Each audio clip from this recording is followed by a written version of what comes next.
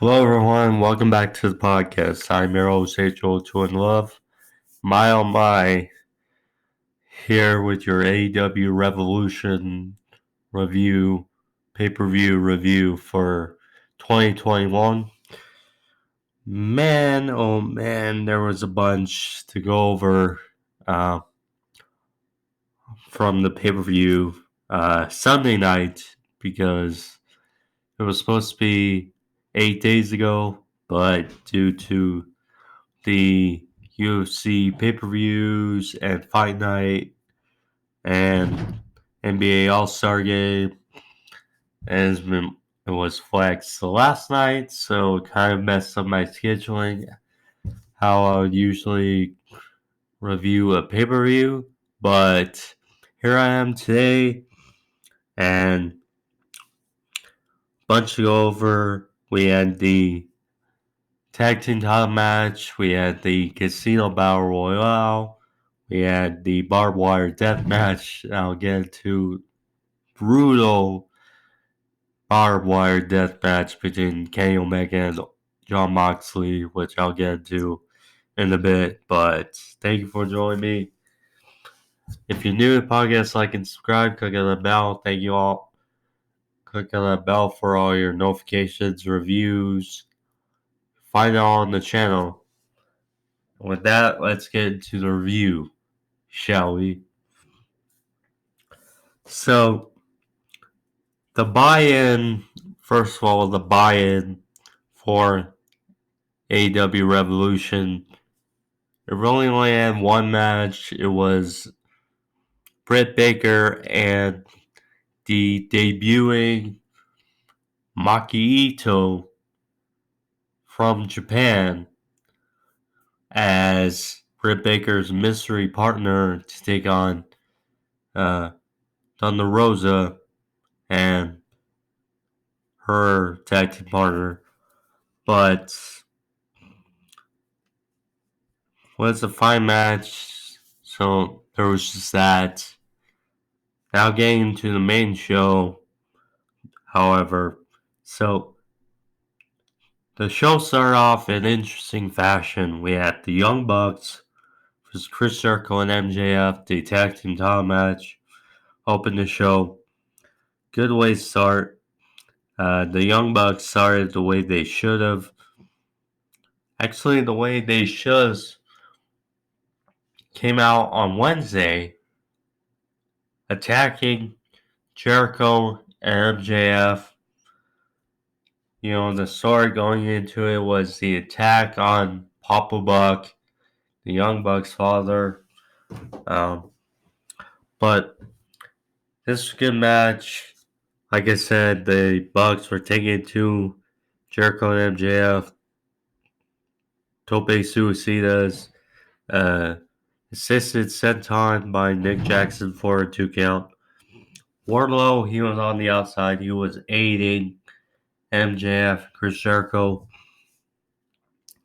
But the primary story of this match was MJF and Chris Jericho being down on Matt Jackson.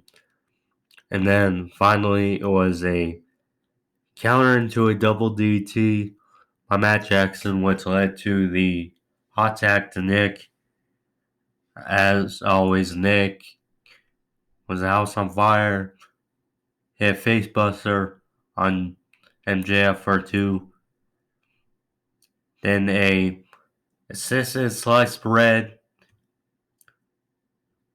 DT for a near fall. There was some chaos in between.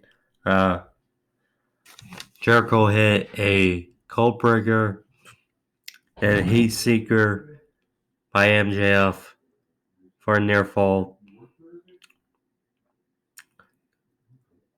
Then later in the match, BT trigger by the Bucks on Jericho for a near fall.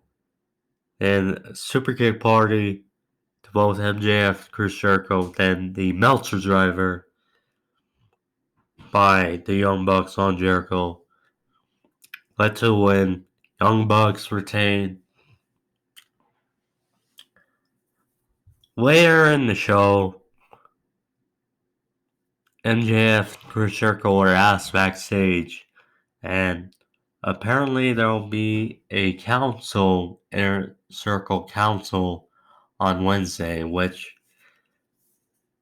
reading from MJF's body language and saying that change would be beneficial to the inner circle, I would say that on Wednesday, it seems likely that Chris Jericho will be kicked out, but should be interesting. Then we had the Casino Tag Team Battle Royale. Excuse me, for the number one contendership for tag team titles. So it was kind of like the Royal Rumble Battle Royale style. Two tag teams started, and then the tag team would come in every 90 seconds, and the team that was up, once the team is fully eliminated, then that team is eliminated. You get what I'm saying? So the Natural Nightmares and then Dark Orders 10 and 5 start out, and Santana Ortiz arrived. 5 was eliminated. The Seidel brothers were in. Then Grayson Uno, the Gun Club, the ring was filling up, the Varsity Blondes.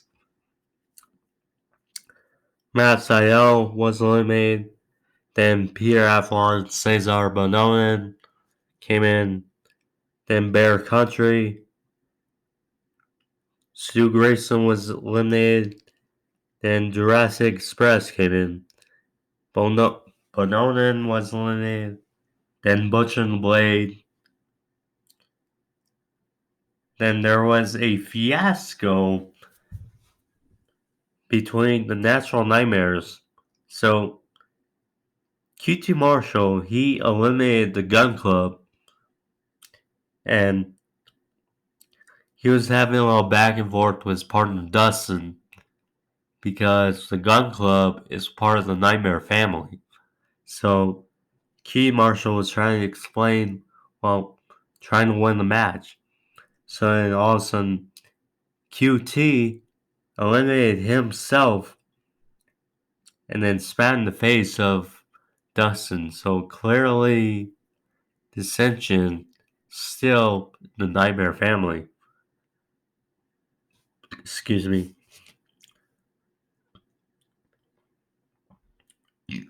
So Private Party, SCU came in. Bear Country eliminated Luchasaurus. And Bear Country was eliminated. And then Pac and Phoenix of the Death Triangle, John Silver's, Alex Reynolds, they came in. Then the final 5 was between John Silver's, Jungle Boy, or Final 4, excuse me, and Pac and Phoenix. So Silvers was eliminated, and then Jungle Boy eliminated Pac, and there was a nice back and forth between Phoenix, and Jungle Boy. Phoenix came off the ropes and surprised Jungle Boy, knocked him over the top rope. Pac and Phoenix are now the number one contenders for the tag team titles. So that triangle starting off in a good way for the night. That will be an interesting matchup between the Young Bucks and Pac and Phoenix to come. So interesting. And then the low point of the night for me, Hikaru Shida and Ryu Mizunami. I didn't bother taking real notes on this match. It was a corkscrew knee strike by Shida for the win. Apparently it was a hard-hitting affair, but it's over. And then you think about it, that tournament was all for nothing, really. If this was the conclusion, which I'll get.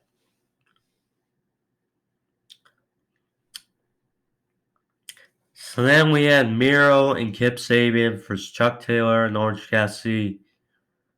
Before the match, Chuck Taylor and Orange Cassidy was assaulted backstage by Miro and Kip Sabian. And it was a handicap match, basically start on Chuck Taylor.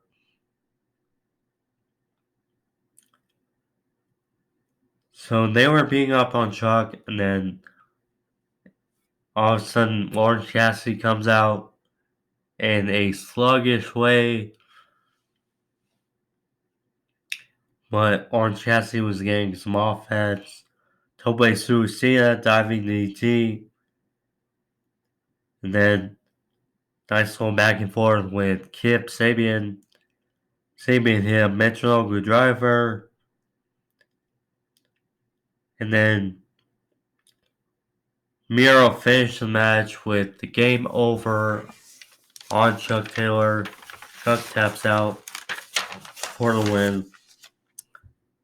I'm glad they put it in the middle of the show and not to start or close to the end, but good show. Or good placement of the match.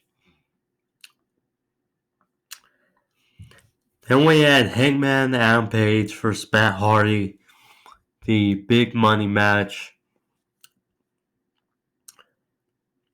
But so was getting into the match, it was a dive on Hardy by Hangman off the barricade. They were fighting on the outside. Hardy was trying to really separate himself from Hangman, trying to run away. But Hardy was targeting Hangman's hand because the buckshot lariat. Hardy hit a German suplex for near fall. And then Hangman hit a beautiful top rope moonsault to the outside, crossbody, and went for Deadeye and went for the buckshot lariat, but was countered to a side effect for the near fall. And then Private Party came out to distract Hangman and Page. And then Dark Order came out to even the odds.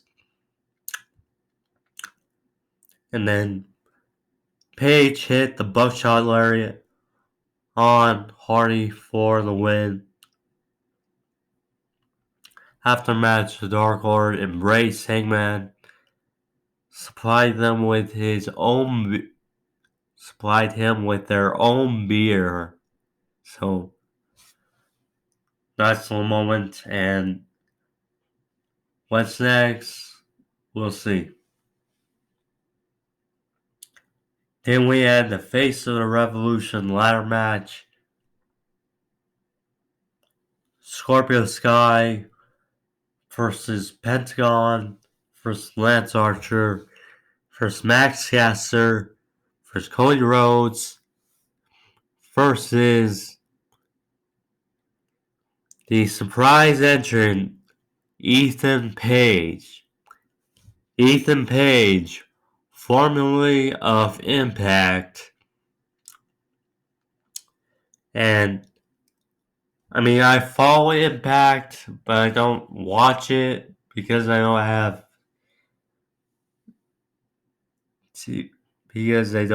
that channel. And I'm not sure what the deal is if the North has broken up, I don't know, but yes, Ethan Page showed up in the ladder match and had a good showing. So, Pentagon, he super kicked the ladder into the face of Archer. Scorpio Sky, he German suplex Pentagon with the ladder in his hand. So that was a good spot. Caster, he used the boombox to get the advantage. 10 came out to attack Jack Evans when he tried to give him the assist. Then Pentagon, he used the ladder as a bridge for a dive on the outside. Then a cutter by Page. And another good spot, Archer, he was sandwiched in between the ladder by Page. And Page powerbombed someone onto the ladder, which was sandwiching Archer. Another good spot. And then Cody and Pentagon, they were fighting on the outside. There was a ladder that was bridged from the ring apron to the barricade. And Pentagon hit a destroyer on Cody, which it looked like it aggravated his shoulder, his injured shoulder. I mean, that spot and just critical because, but at least both were okay after that spot. So Cody was taken out for the time being. Scorpio Sky hit a frog splash on back Caster on a ladder, which looked brutal.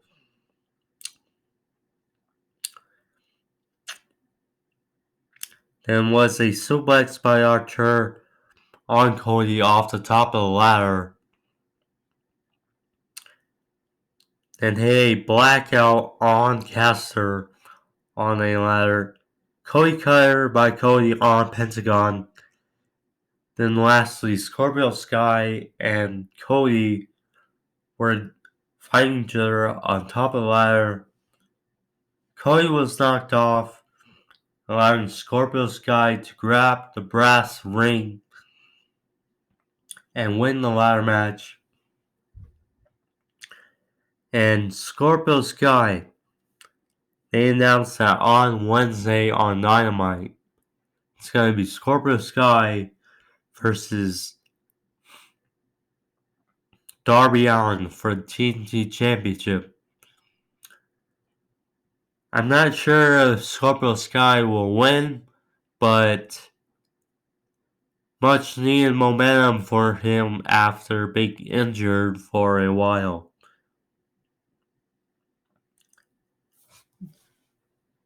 Then was the street fight between Team Taz versus Sting and Darby Allin. So they announced that it was filmed beforehand. I was hoping that it would have been live, not cinematic, but it was very fun for what it was. So Brian Cage and Ricky Starks, they got into a car and drove to this warehouse. And there was a ring set up. And these extras, these guys, they were wearing in black leather jackets, Colts wearing Sting masks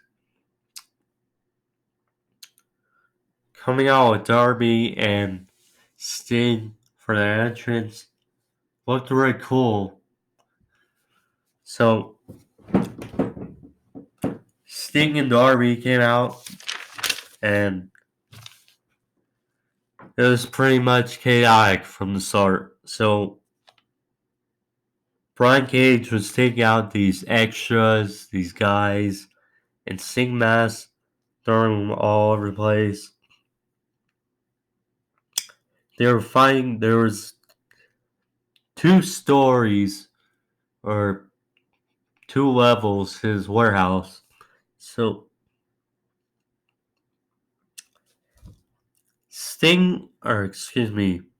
Brian Cage and Darby, they're fighting up to the upstairs level of this warehouse. And they're fighting Darby. He was thrown into this sea of windows and it was a brutal spot.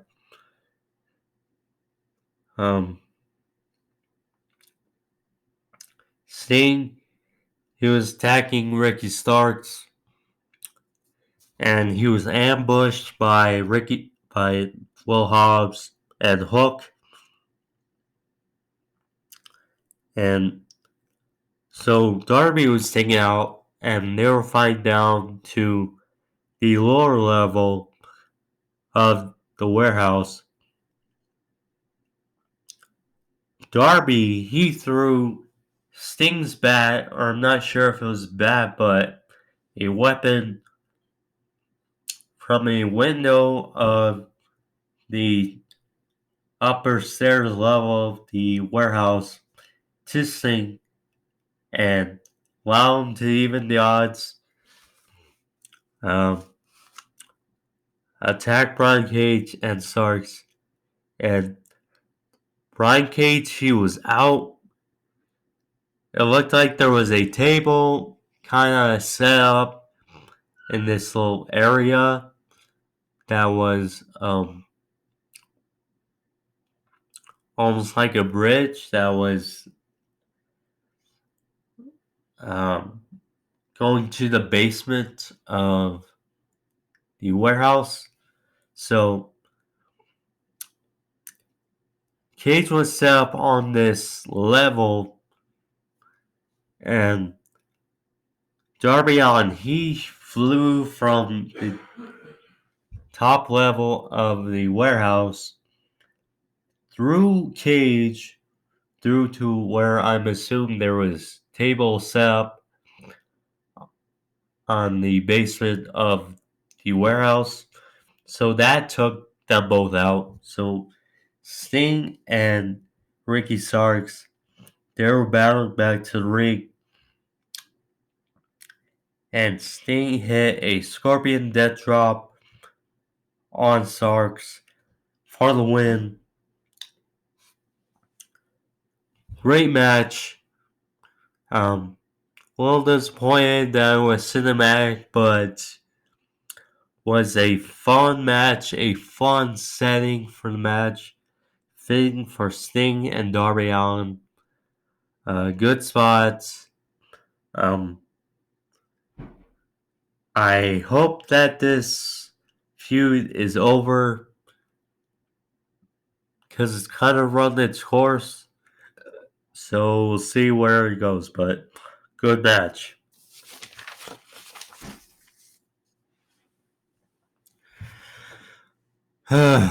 And we get to the main event. Kenny Omega vs Jon Moxley. Exploding Barbwire Deathmatch for the AEW World Heavyweight Championship. So, this was, now, when you compare it to their unsanctioned match at Full Gear in 2019, I mean,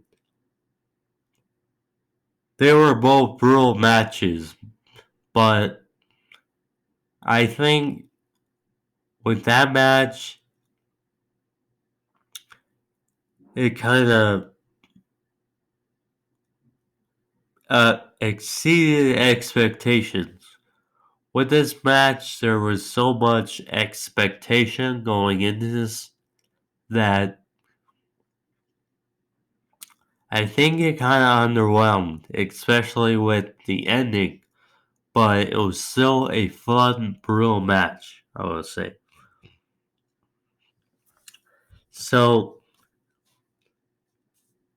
three sections of the ring ropes, or three sides of the ring ropes, were replaced with barbed wire.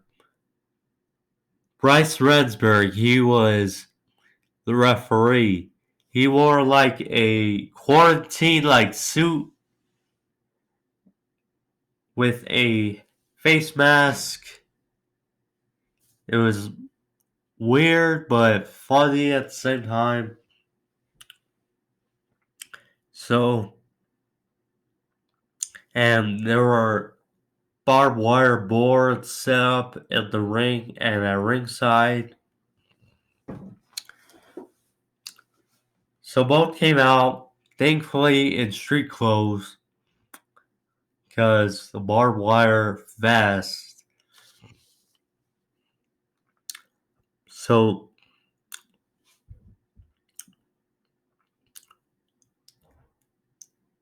this one started out usual, but it got brutal in a hurry. So Moxley used a barbed wire colored baseball bat,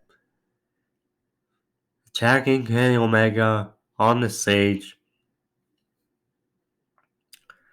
Then they got back in the ring. Kenny threw a thing of powder in the face of Mox, and that blinded him for a sec, and he Irish whip to Moxley and to the barbed wire, which set up off the pyro, and it was a nice effect, but it looked brutal, I will say that.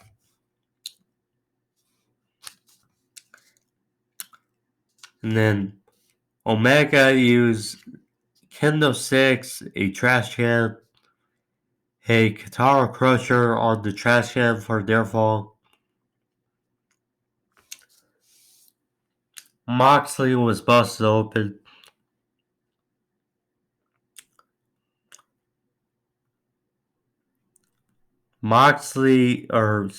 Omega, he went for a figure four and a great shot of Moxley, his bloody face, and that was a great shot.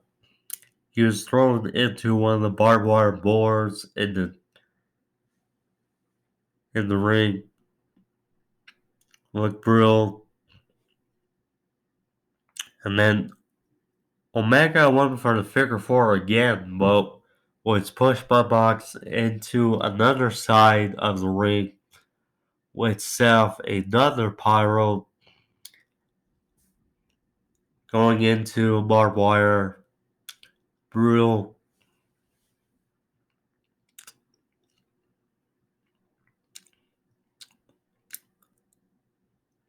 So then Omega was slammed on a barbed wire wrapped steel chair, which Moxley actually used to get out of the figure four, rubbing across Omega's knee, doing whatever it takes.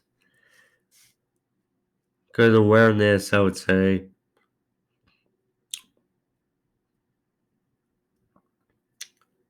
And then probably the most brutal spot of the match. I don't know what to say, but there was a bunch of barbed wire wrapped boards at ringside, and They were both fighting on the ring apron, and Moxley hit a paradigm shift to Omega through the barbed wire boards, and I'm not sure who got the worst of that, honestly, because you just see Moxley wrapped in this barbed wire, and it's just crazy.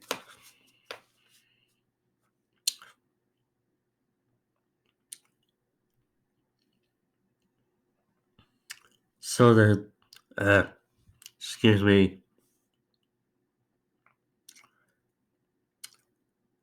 So then there was like a warning because of the explosives that they said were gonna go off. So Moxley hit paradigm shift for a near fall.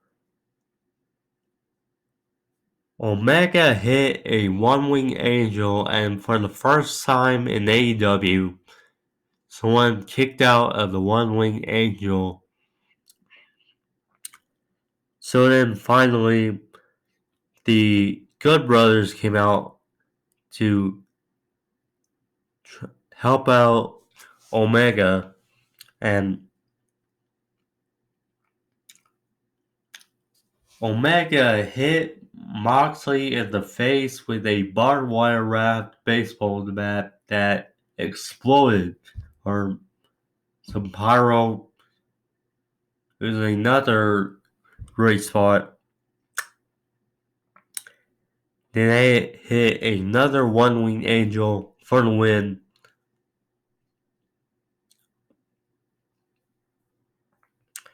But so very brutal match, not for the faint of heart.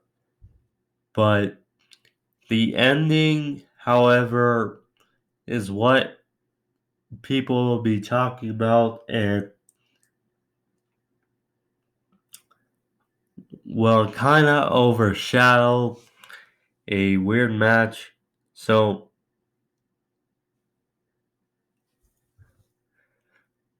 the countdown was going on for the exploding ring. So Good Brothers, they handcuffed Moxley, and so Omega and the Good Brothers made their way out. So then Kingston, Butcher Blade came out, and Kingston came out to sacrifice himself for Moxley. And I assumed there was supposed to be some big pyro something, but there was only some little sparklers or whatever that came out. I assume it was a botch. It was just a bad ending to a brutal match, and